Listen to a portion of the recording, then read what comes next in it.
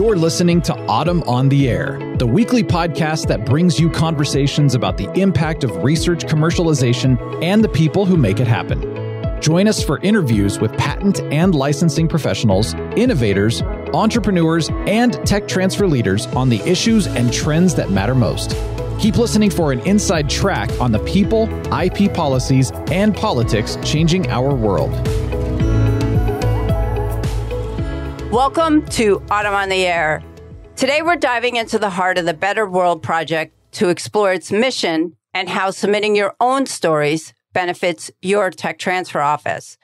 The Better World Project, initiated by Autumn more than a decade ago, serves as a vital link between the world of academic research and the general public.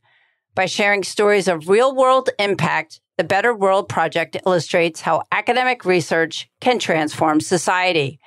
These stories shed light on the practical applications of research and the critical elements that drive tech transfer success, including funding, industry collaborations, and the dedicated work of tech transfer offices. With a growing database of more than 500 stories and videos, this project makes research achievements more accessible and understandable for everyone.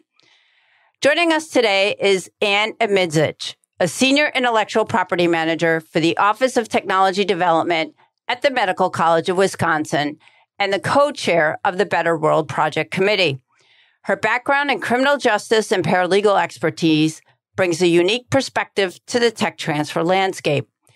Anne has been instrumental in maintaining the docket for intellectual property, reviewing and processing legal invoices, preparing and sending reimbursement, milestone, and licensee fee invoices to licensees, processing and dispersing royalty payments, and ensuring federal compliance. Today, she joins us to shed light on the Better World Project, sharing her insights and experiences, and how you can become a part of this transformative initiative. Welcome, Anne. I'm so excited to have you here on the air. Hi, Lisa. Thanks for having me.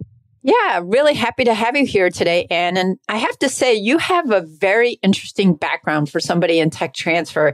You have a background in criminal justice, which is very interesting and unique for somebody who's in intellectual property management, let alone tech transfer.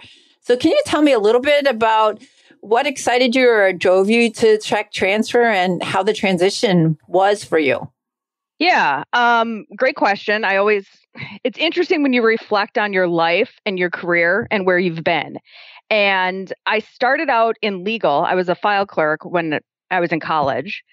And then I went and I obtained my criminal justice degree. And then it was a situation where I worked for various law firms.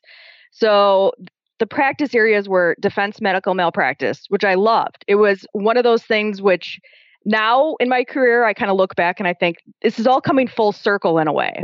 So I was litigation paralegal, and so I would assist the attorneys at trial, and we would be representing the physicians' assistants, which was exciting and fantastic. I would imagine that was really exciting. Yeah. And then I did insurance defense and then also SIU claims, which are special investigative unit insurance claims of fraud, et cetera. And then it was business law, property tax appeals. Oh my gosh. Yeah. So it was kind of an array of a bunch of dabbling in law without being a lawyer. That's incredible. Most lawyers don't even get, a tenth of the way through those different practice areas in their career like you have. Yeah. So it was a various, different laws and everything. And so with that, in my last law firm gig, I was an office manager. So then I worked heavily with the billing and the patent work, which kind of transcended into tech transfer. The skill set of being a paralegal and an IP manager is somewhat the same. They kind of transfer, which is fantastic. And also organization is key. So anything involving legal or tech transfer work, it's complete organization. So that's kind of how it all transitioned in a roundabout way. Well, you must have been in legal for a while. So what made you because that's a pretty big switch from kind of you've been a law firm for a while and now you're going into tech transfer. Was there something in particular that motivated that push? Well, to be honest, billing. I got sick of billing. So as a paralegal, you have billable rates, you have billable hours, you have demands on that aspect. But I also wanted to get into tech transfer because I wanted to help out. I felt like my skill set could be valuable to a university. Well, and that's certainly been the case. And you've been very, very valuable, not only to your university, but to Autumn as well. And, you're the co-chair of the Better World Project Committee. And it does amazing work in highlighting the impact that university tech transfer has on everyone. Are there a couple stories you want to share for us that stand out to you personally that you've come across and that have maybe resonated very strongly with you? Yeah, one of them is the Allegra story that came out of Georgetown. And I know it was 1996 it came out. And it was before my era with Better World Project. But I have terrible allergies living in Wisconsin. I mean, all year round, they're terrible until there's a deep freeze. So for me, I like the Allegra story because it was a situation where I could find relief and it's a product that I use. Beyond that, it was also during COVID, all the COVID stories that came out of tech transfer and assisted in that time frame of our lives where we look back and we think this all was tech transfer and university inventions that came out and helped us through the pandemic. So there's so many stories that came out during that time. It's hard to nail down a specific one. Yeah, no, that's understandable. And I completely agree with you about the impact of university research during COVID, because we wouldn't have gotten out of the pandemic as quickly as we did had it not been for university research. And so, Em, maybe let's take a step back for a second. And for some listeners who may be new, can you explain what the Better World Project's all about and why it's important to highlight the impact of academic research and tech transfer? Yeah, so the Better World Project helps tell stories to the lay audience. That's kind of like our big key point and what we see as our, part of our committee to help spread the word, essentially. And so we help describe the stories that come through discovery of the invention to commercialization. And so it's important for the Better World Project to highlight those academic research stories, the tech transfer offices, and help spread the word, through different generations. We've seen inventions for infants and babies all the way to the elderly, which is fantastic. And it could be from clean water to a medical device that helps someone expand their life that they didn't know before.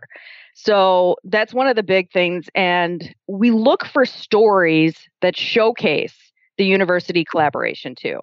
So that's our big thing. We want to help celebrate teamwork and having a common goal of showing the fantastic result that came out of this. And it can be any type of discovery or invention, right? Because I think the Honeycrisp apple is one that's in there. So, it's just not necessarily a drug or a medical device. It can be anything that has a significant impact on everyday life. Exactly. And it could be, AI and the apps. Apps are all popular now and all the AI inventions that come out through that too.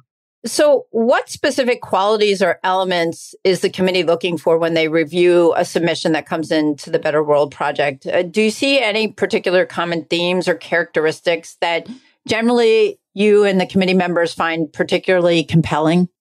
So what we look for in the Better World Project, as I said, was collaboration between universities. So it could be the University of Nebraska and it could be Northwestern Medical Center. So we're looking for something where these universities are working together to create a great result. And so collaboration is kind of the key thing. We also will look through your stories. And as I'll say probably later on, depending on the questions you may have, Lisa, well, Autumn helps in any way we can to polish these stories. We're here as your advocate. We're here to help you and spread the story. Yeah, you want submissions. You want people to keep submitting as many and as often times. And if you need help or not sure what to do, you're going to help them. Exactly. So submit anything and everything. That's great. I think that's fantastic. And, it's hard to believe the Better World Project's been around for about a decade, and there's more than 500 stories that is in the database. So I'm curious, Sam, as the co-chair, how do you envision the future of the Better World Project? Are there some new exciting initiatives you're working on or directions that the committee has in store? Yeah, so I have a co-chair, Carlos, that I work closely with. Carlos was a co-chair prior to me becoming one. And so we're looking at expanding our story library to include more international stories. So Carlos Carlos and I are becoming, we're trying to be big advocates on that. And we also want to showcase a more diverse inventor group. So from anyone and anywhere around the world. So we're working on that a lot too.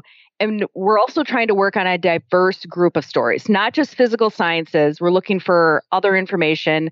Like I said previously, it could be to showcase technologies involving apps, since everybody has smartphones now. And that's a key thing that a lot of physicians use on their day-to-day basis in practice. And also involving AI, anything that comes out of there. That's another key one we're kind of looking for. So as co-chair, along with Carlos, I'm sure the two of you have seen the committee kind of evolve over time. What have you seen in that regard? And can you share some insights into its growth and the impact that it's had over time? Yeah. So as you said, Better World Project started in 2020, actually with a previous coworker of mine, Kalpa Vithalani, who now is at Marquette. She was a big part of the Better World Project in its inception, as well as Laura Savatsky in Kentucky. So what has happened is that we have our first award to the University of Central Florida in 2020 for their story on cleaner water. So we've started the award process since I've been involved as well. And it's just kind of expanded that way. And then another thing that we're doing that I think is a fantastic thing for tech transfer offices to showcase their inventions is where Autumn is helping them create videos. So if you're a winner or there's anything involving that, this is free publicity. It's great marketing for your tech transfer office and it's something to show if you have other inventions you want to commercialize. So it's kind of showing your work and it's something that essentially you can toot your own horn. So with these videos, Autumn works very closely with the universities to create them. So, and like I said, Brooke, I think she would be considered our liaison for Better World Project with Autumn. Definitely. Fantastic. Yeah, she Brooke really is. Awesome. And she's fantastic in communicating and getting back to everybody on a timely basis. So that's the other thing. And coming up too at our annual convention, we're going to have the promotional videos showcased. So previous ones are going to be there in San Diego for everyone to see, which is fantastic. And what I understand is there's going to be some big TV screens that are going to be set up and these videos are going to be circulating during the annual meeting in San Diego. Correct. Yep. So it's going to be great publicity for these tech transfer offices, like I said, to showcase their work. Exactly. So submit early and often, as we will say throughout this podcast today. Yes, exactly. So, Anne, I wanted to go back to a personal question for you. What inspires you about the Better World Project and the stories that it showcases? Is there a specific aspect of the project that particularly resonates with you? For me, it's seeing all the stories that come out of these tech transfer offices around the world and seeing how they impact different generations, like I said, from babies to elderly, and also all these specialty niche, medical diagnoses that are out there. So I think it's seeing the work that's coming out of these universities and the collaboration, which is what I enjoy reading through the years that I've been with the Better World Project. So far during, our podcast here, we've been obviously hinting that people should submit their stories to the Better World Project. What message or advice would you have to share with them to inspire them to participate in addition to what you've already mentioned? Like we've said, send anything and everything as often as possible. And also to showcase too that Autumn is working with you closely on these story submissions. It's not you're willy-nilly submitting it and we're just letting it go out there on the World Wide Web. We work with you to polish these stories and to help it be a product that you're proud of and that everyone within your tech transfer community can appreciate as well. So, and we're accepting submissions until the 30th of September for the 2024 Better World Project Awards. And the winner will be announced at our conference in San Diego this year. And I know, Anne, going back to Brooke, my understanding is one of the things that she does is she will look at a submission right away when it comes in. If she sees some gaping holes or some missing information, she's not even going to pass it on to the committee. She'll reach right back out to the applicant and say, hey, you're missing this. Please add this. This will help your submission. So you're getting that hands-on touch right away from the beginning. Exactly. Yeah. And she works closely with a lot of the stories are submitted by the marketing department of a TTO. So, and there's sometimes the lost in translation there because the marketing committee isn't really involved in the invention and they have to reach out to the TTO for answers. So Brooke kind of leads them in the direction of what questions to ask in order to get the answer. So it's very helpful. Yeah, she's excellent at what she does in that regard. So Anne, it's been really great having this chance to talk to you about the Better World Project today. Before we wrap up the podcast, is there anything else you'd like to share with our listeners about the Better World Project or any upcoming exciting developments that we should keep an eye out for in addition to the ones you mentioned at the annual meeting? Yeah, there's a quick one I wanted to do a little plug here. We're always looking for volunteers. So the Better World Project, we're a committee of we can be up to 15 volunteers. And we would love to have an international member. It would be fantastic to have somebody on an international level participate, get out the word of the Better World Project out there. I think it would be awesome. And that would also help us expand our diverse international stories and our, do some of the other initiatives that we have regarding the diverse international inventors we want to. Oh, that's a great suggestion. Yeah. So if you're listening and you're interested in becoming a volunteer for the Better World Project, and people can reach out to you or they can reach out to Carlos, or I'm sure they can reach out to Brooke as well. Exactly. Yep. Feel free to send a message. I'm going to give you Brooke's email address. She might not like me for this, but it's bpritchett@autumn.net. So reach out to her and we can get some volunteers going. Yeah, let's flood her inbox with volunteer requests. That'd be great. It's only payback. That's the way I see it. That's too funny. Well, thanks so much again, Anne, for joining us today and giving us a deeper look into the Better World Project and how it celebrates the impact of academic research and tech transfer. Thanks for having me, Lisa. I appreciate it. We hope this episode inspires our listeners to contribute their own stories and be part of this initiative. If you have a story to tell, don't hesitate to get involved with the Better World Project. Submissions for the 2024 awards are open until September 30th. Visit autumn.net for more information. Your contributions can make a real difference in promoting the positive impact of research and innovation. Thanks for listening to Autumn on the Air with Lisa Mueller. Get social with us and share your thoughts.